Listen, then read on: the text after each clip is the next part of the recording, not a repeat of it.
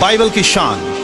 Bible कायनात को अपने कलाम से बनाने और कलाम ही की कुदरत से संभालने वाले जिंदा खुदा का जिंदा कलाम है, जिसे उसने अपने हर नाम से ज्यादा अजमत दी है।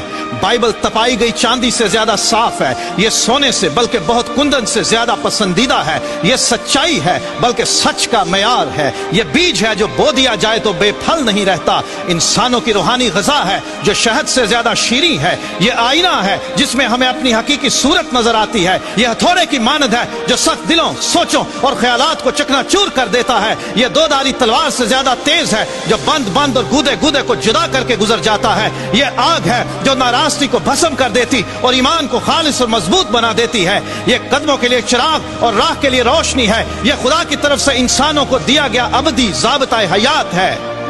बाइबल का हर एक सहीफा खुदा के इल्हाम से है जो तालीम और इल्जाम और इस्लाह और रास्तबाजी में तरबियत पाने के लिए मुफीद है। बाइबल की किसी बात की तावील किसी के जाती इख्तियार पर मौकूफ नहीं और ना ही कोई बात किसी इंसान की ख्वाहिश पर हुई, बल्कि आदमी रूहुल कुद्स की तहरीक के सबब से खुदा की तरफ से बोलते और लिखते थे। खुदा ने हिस्सा ब हिस्सा और तरह ब तरह नबियों और फिर रसूलों की मार्फत कलाम किया। तकरीबन 1500 साल में 3 बर्रे आज़मों अफ्रीका, एशिया और यूरोप में मूसा नबी से लेकर यूहन्ना रसूल तक तकरीबन 40 इंसानों को खुदा ने चुना कि वो बाइबल की किताबें लिख सकें। इन लोगों में चरवाहे, काहिन, फकीह, नगमा साज, किसान, बादशाह, सरकारी मुलाजिम, उलमा, तबीब और माहिगीर शामिल थे।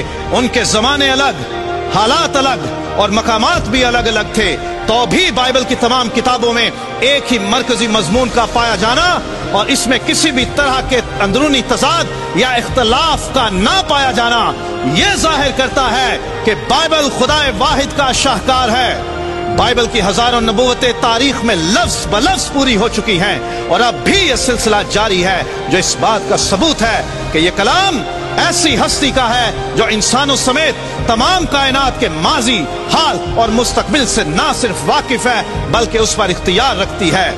बाइबल दुनिया में सबसे ज्यादा जुबानों में पढ़ी, सुनी और सुनाई जाने वाली किताब है, लेकिन तारीख में सबसे ज्यादा इम्तहानों से गुजरने वाली किताब भी बाइबल ही है।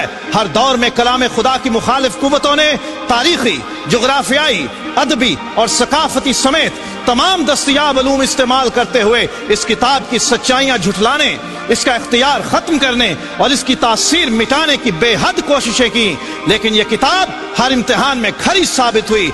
इसकी मुखालिफत करने वाली कुव्वतें खुद मिट गईं, लेकिन इस किताब की सच्चाइयां, इख्तियार और तासीर आज भी कायम है।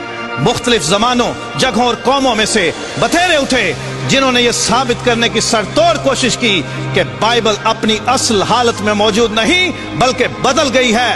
इस दावे को सच्चा साबित करने के लिए ना तो कभी कोई सबूत पेश कर सका और ना कोई दलील, लेकिन मुख्तलिफ वक्तों में जिंदा खुदा के कलाम की सदाकत साबित करने के लिए जमीन ने अपने सीने में महफूज सदियों पुराने नुस्खे इंसानों के सामने पेश किए, जो ये साबित करते हैं कि मौजूदा किताब मुकद्दस में किसी किस्म की कोई तहरीफ या तब्दीली नहीं की गई, बल्कि ये अपनी असल हालत में मौजूद है। दुनिया की किसी और किताब के इतने पुराने और इतनी कसीर तादाद में नुस्खे दस्तयाब नहीं हैं। ये एजाज सिर्फ ला तब्दील खुदा के ला तब्दील कलाम को हासिल है। याद रहे कि बाइबल बदली नहीं बल्कि बदल देती है। पिछली 3500 साल इंसानी तारीख में कई ऐसे लोग उठे जिन्होंने अपने इख्तियार, ताकत और वसाइल का इस्तेमाल करते हुए कलाम खुदा को सफ़ाए हस्ती से मिटा देने की कोशिश की और इस कलाम पर ईमान रखने वालों